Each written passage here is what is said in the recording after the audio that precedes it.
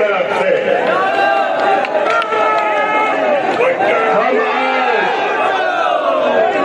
ہم آج لاڑکانوں شہر میں موجود ہیں. ہم آج شہدوں کے شہر میں موجود ہیں. ہم آج شہید ذوالفقار علی بھٹو کے شہر میں موجود ہیں. ہم آج شہید شاہ نواز بھٹو کے شہر میں موجود ہیں. شہید میر مرتضیٰ بھٹو کے شہر میں موجود ہیں. اور ہم شہید بینظیر بھٹو کے شہر میں موجود ہیں. اور لاڑکانہ کے مندر اور دھرم شالے کے شاؤں میں، اور آپ سب میرے گواہ ہیں، ہم شہید سنتوش کمار اور شہید سنجے کمار کے شہر کے بھی موجود ہیں. میں اپنا بابا کے ساتھ جاتا تھا. جب میں اپنا بابا کے الگ تھا، وہ اس زمانے وہ فقیروں کا مزار تھا.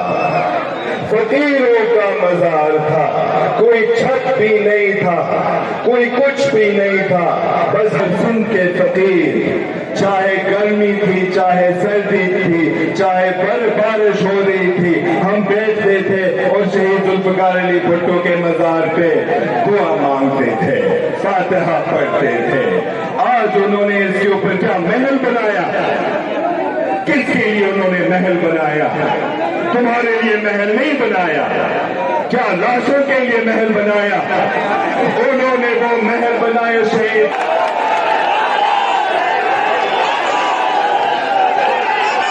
ذوالفقار علی بھٹو کوئی بادشاہ نہیں تھا.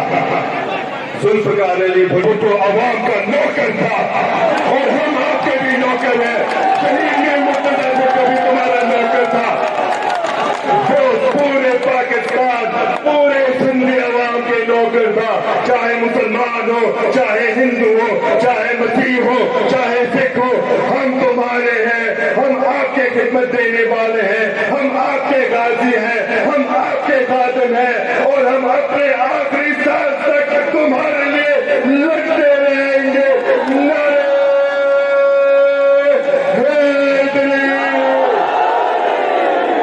ذوالفقار علی بھٹو کا والد سر شاہ نواز بھٹو سندھ کے ہندوؤں کے لیے بھی لڑا تھا. یہ پاکستان بننے سے بھی پہلے.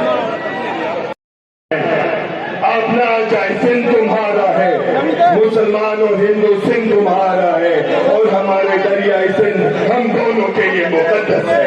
ہم دونوں کے لیے ماں ہے، ہم دونوں کے لیے باپ ہے، ہم دونوں کے لیے سب کچھ ہے.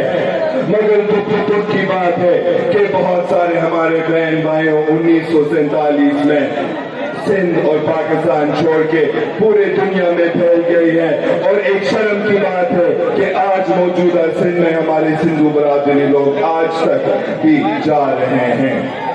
شہید ذوالفقار علی بھٹو نے اس ملک کو اپنی پہلے عین دیا، پہلے مکمل عین دیا.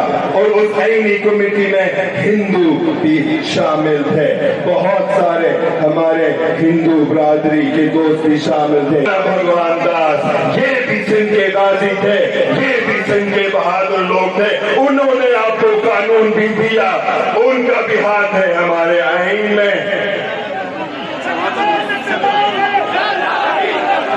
انہوں نے سندھ فلسطین اور کربلا کی طرح بنایا، جہاں پہ ہم پانی کے لیے بھیک مانگ رہے، جہاں پہ ہم کہتے ہیں کہ ہمیں ایک ٹکڑا کا پانی دو. بھائی ہمیں پورا دریا دو، دریا بھی ہمارا ہے.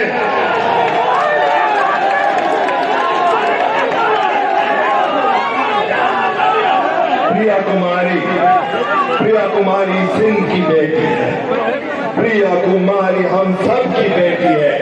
پریا کماری ہر سندھی بچی ہے جو کہ صرف یہ چاہتی ہے کہ وہ ایک محفوظ سندھ میں رہے. پریا کماری کیا کر رہی تھی جب وہ اغوا ہوئی؟ شہزادہ علی اصغر کے یاد میں سبیل باندھ رہی تھی. اس زمانے میں جب یزید غریبوں کے شکار کر رہا تھا تیر کے ساتھ، صرف ایک یزید تھا. آج موجودہ سندھ میں کہیں یزید ہیں جو کہ ہمارے بچے اغوا کرتے اور ان کے اوپر ظلم کرتے ہیں.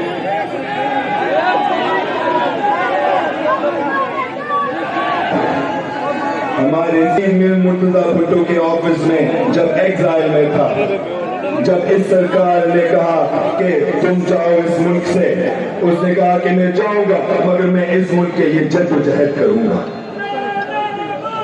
اور ان کے آفس میں رکھا ہوتا تھا 2 بوتل، ایک دریائے سندھ کے پانی کے ساتھ ایک دریائے سندھ کے آتا تھا، اور وہ مجھے بتاتا تھا کہ یہ ہمارے دریائے سندھ کے پانی ہے، یہ ہمارے دریائے سندھ کی مٹی ہے، ایک دن تم بھی قدم اٹھاؤ گے دریائے سندھ میں.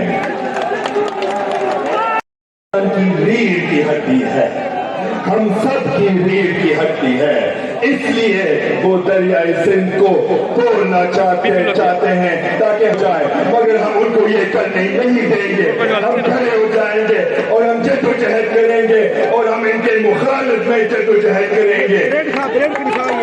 ہمارے GDA کے جھنڈے دیکھیں، ہمارے بچے بھی آئے، دیکھیں ہمارے شاگرد بھی آئے، دیکھیں ہمارے مولوی بھی آئے، ہمارے پنڈت بھی آئے، ہمارے کسان بھی آئے، ہمارے باغی بھی آئے، ہمارے کولی بھی آئے، ہماری میگوار بھی آئے. سندھ کے حقیقی بارے سب ادھر آج موجود ہیں.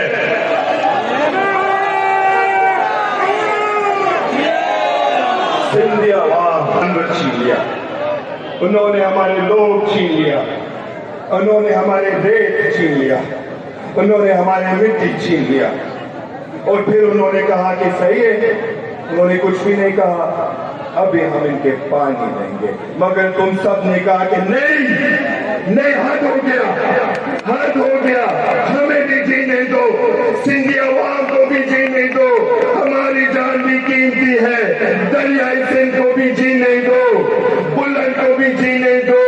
سندھ کا چھٹیو، سندھ آسان جو ہے، سندھ چور کرنے کے لیے نہیں ہے. یہ آصف علی بابا بیٹھا ہوا ہے ان کے 40 چور کے ساتھ. ہم ایک لہر بنیں گے، ہم ساتھ ہندو مسلمان سندھی عوام ساتھ ایک لہر بنیں گے جو کہ کوئی بھی نہیں رک سکے گا. جیے سندھ، جیے عوام، جیے پاکستان، دریا زندہ